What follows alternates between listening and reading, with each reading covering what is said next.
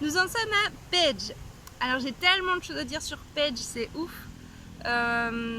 Alors pourquoi j'ai tant de choses à dire parce qu'en fait on a fait du couchsurfing là-bas et on a été dormir chez Mira et son chat Mozart, qui est un big chat d'ailleurs. C'est un croisé entre un Maine Coon et je sais pas quoi. Mais tous les deux ils étaient trop bien. C'était hyper cool d'être chez Mira. Et en fait j'ai beaucoup de choses à dire parce que c'est là qu'on a le plus appris, je pense, sur la Hongrie et sur la politique là-bas, sur les choses qui pourraient être améliorées ou quoi. Et en plus on a pu découvrir la vie hongroise un petit peu avec des jeunes et ça c'est vraiment chouette. Elle, donc elle faisait de la musique et en même temps elle travaillait pour ses études. Et elle avait une copine qui s'appelait Sylvie, qui était vachement sympa aussi, avec qui on a fait la fête. Et Sylvie, elle avait à peu près 10 ans de différence d'âge avec elle. Et apparemment, elles ont travaillé ensemble dans le temps, mais elles pouvaient pas se... Enfin, c'est pas qu'elles pouvaient pas se voir, mais elles se parlaient pas du tout. Et il a suffi qu'elles quittent ensemble ce travail pour qu'après, elles soient hyper amies. Et en fait, maintenant, elles passent tout leur temps ensemble. C'était vraiment une belle amitié, je trouvais. Et alors j'ai plein de trucs, plein d'anecdotes en fait qui me viennent à l'esprit en pensant à ces deux femmes là qu'on a rencontrées. Déjà Sylvie, elle nous a raconté, enfin elle m'a raconté à moi parce qu'à ce moment là Tristan il était en train d'écouter le concert je crois, quelque chose comme ça. Mais ouais, Sylvie en fait elle a... comment expliquer? Sylvie c'est une autre génération déjà puisqu'elle a 10 ans de plus. Et elle, à ce moment-là, quand elle était jeune, quand il fallait choisir, tu sais, sa langue et tout au collège, la langue que tu voulais étudier, il existait encore le russe, alors qu'ils ont été quand même envahis par les Russes. Et elle avait dit, ok, moi je veux bien apprendre le russe puisque c'est proposé.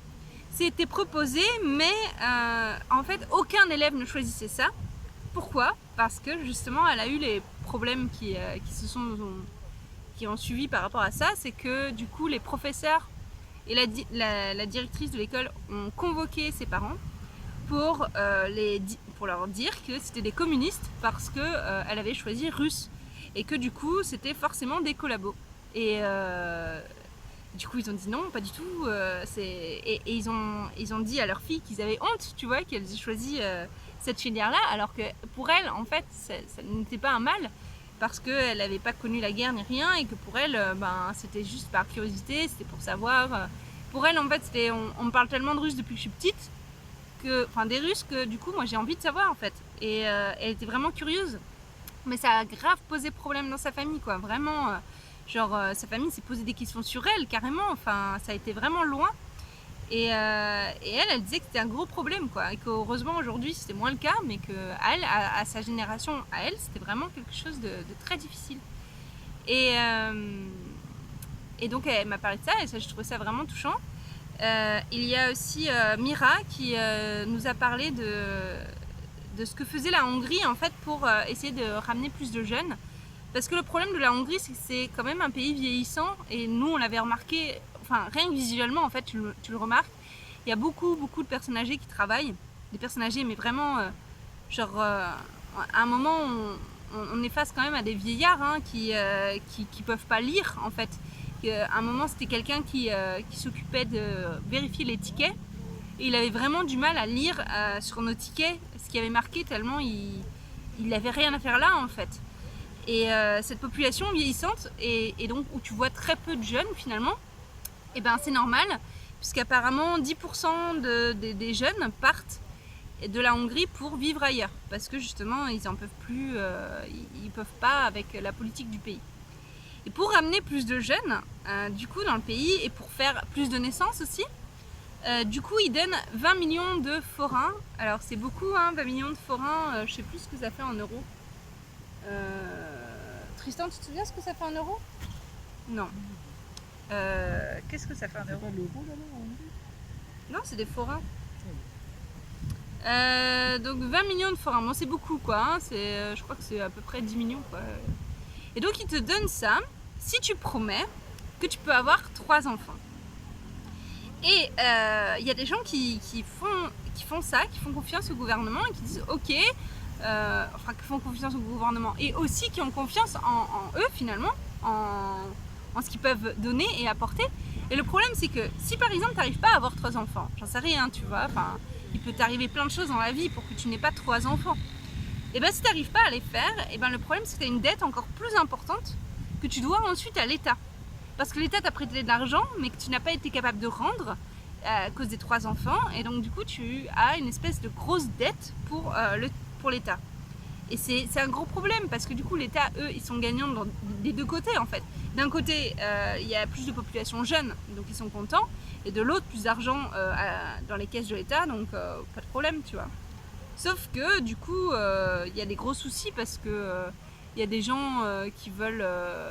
elle disait qu'il y avait des gens qui poursuivaient pas leurs études, qui avaient que ça en tête en fait. Se marier, avoir des enfants et voilà. Et que elle, c'était pas du tout ce qu'elle voulait par exemple. Mais que comme il y avait très peu d'aide de l'État pour les études, elle était obligée de travailler en même temps. Donc c'est vraiment... pour moi, c'est vraiment un problème, et pour elle aussi. Donc elle, justement, quand on lui a posé la question, qu'est-ce que tu changerais dans ton pays, c'était ce qu'elle avait répondu. Donc pour moi, je suis d'accord avec elle. Et elle a parlé aussi, ça je t'en avais parlé déjà avant, des problèmes dans les hôpitaux qui étaient bondés et qui étaient trop difficiles pour les personnes qui n'arrivaient pas à les payer puisque c'était privatisé. Voilà. Donc donc tout ça nous a vraiment remué en fait. Après ça, c'est vrai que ces rencontres là, en tout cas, on s'est dit vraiment le couchsurfing c'est quelque chose d'important. C'est vraiment une façon de voyager, mais c'est vraiment important parce que si tu veux connaître la culture du pays, si tu veux essayer de t'immerger en tout cas, c'est vraiment compliqué si tu fais pas de vraies rencontres comme ça. Et donc avec L2, donc on a été dans un bar très grunge où c'était hyper cool parce que dans le sous-sol t'avais de la techno bien hard des familles et en haut, donc à l'étage, tu avais un groupe de rock vraiment le rock des années 70 quoi. À un moment le micro a pris feu et il a dû sortir et l'éteindre avec le pied, enfin bref c'était... Et avec les plantes aussi, on l'a engueulé quand même pour les plantes. Mais ouais, bon, tu vois le genre quoi. Et c'était trop cool parce que du coup, comme on était en Hongrie et tout, le premier truc qu'elles nous ont dit c'est on vient d'arriver dans le bar, alors de la vodka quoi. Et on était là, d'accord, on suit quoi. On s'est fait des gros shots de vodka tout le long.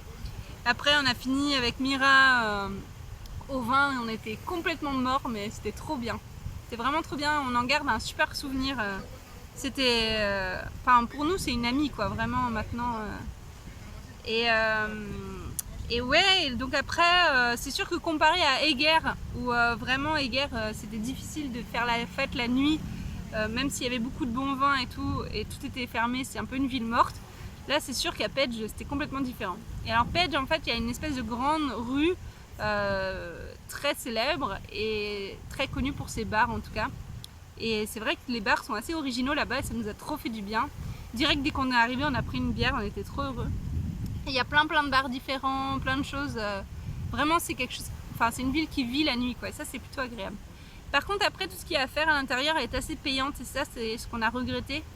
Il y a par exemple une mosquée église en fait qui fait les deux. Tu as la croix et le symbole de la mosquée aussi en même temps dans le même symbole. Donc nous on a trouvé ça super intéressant d'avoir un lieu religieux qui justement accueillait 2 religions différentes. Mais c'est payant de la visiter, tu vois. Ça coûtait peut-être même 5 ou 10 balles, je sais plus, mais ça coûtait cher en tout cas. Le seul truc qu'on s'est permis de faire, c'est la visite du musée Jolnay. Et donc Jolnay en fait c'est une famille qui était assez riche quand même là-bas à Pedge et qui étaient des artistes et qui peignaient en fait sur la porcelaine et qui faisaient beaucoup, qui peignaient. C'était une entreprise donc au bout d'un moment effectivement c'était reproduit plusieurs fois mais il y a des choses qui sont uniques je pense. Et ils les revendaient à des gens très fortunés parce que ça valait de l'or leur truc. Et donc tu pouvais visiter, donc déjà, bon ça c'est gratuit, hein, mais tu peux visiter un petit peu de l'extérieur les bâtiments Jaulnais qui sont vraiment très très beaux, qui sont très Art Nouveau en fait. Si tu connais Moura, c'est exactement le même. Enfin, ils ont fait plein de choses aussi, hein, mais en tout cas ils ont participé à l'Art Nouveau et ils ont connu, enfin ils étaient dans la même époque de Moura, donc effectivement tu peux le ressentir là-dessus et c'est vraiment très très très très beau. Voilà, je me répète, mais c'est marrant parce que la porcelaine c'est quelque chose qui me touchait pas vraiment et finalement de voir ça, on a été vraiment surpris parce que finalement on a trouvé ça magnifique et c'était vraiment des œuvres d'art.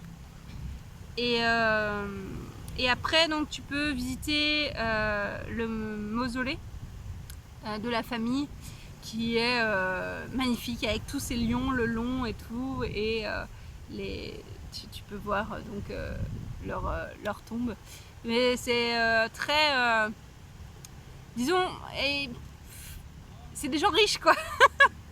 Nous on a été touchés, en même temps on s'est dit bon bah voilà, c'était un peu surfait des fois, tu vois, tu te disais ouais quand même ils font une grande vallée de lions juste pour pleurer les morts de cette famille en fait.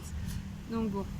Mais après, voilà, moi je pense que c'est ce qu'il y a le plus à visiter là-bas. Et après, il paraît qu'il y a des sous-sols en fait sous la ville que tu peux visiter, qui est aussi intéressant, un peu en mode grotte. Mais ça, on l'a pas fait non plus parce que c'était trop cher. Vraiment, c'est une ville sympa, mais hyper chère, je trouve. Et même les bars en fait. Finalement, même si les bars ils étaient très originaux et tout, c'est vrai qu'ils étaient plutôt chers. Sauf là où elles nous ont emmené les filles, le truc très grunge, ça allait. Voilà, donc comme dit, hein, beaucoup de choses à dire sur Page, mais on a vraiment aimé. Et on est reparti en se disant que c'était bien parce qu'on connaissait mieux la Hongrie, tu vois. Et voilà, et donc après on a fait du stop pour notre dernière étape de Hongrie, donc pour Budapest.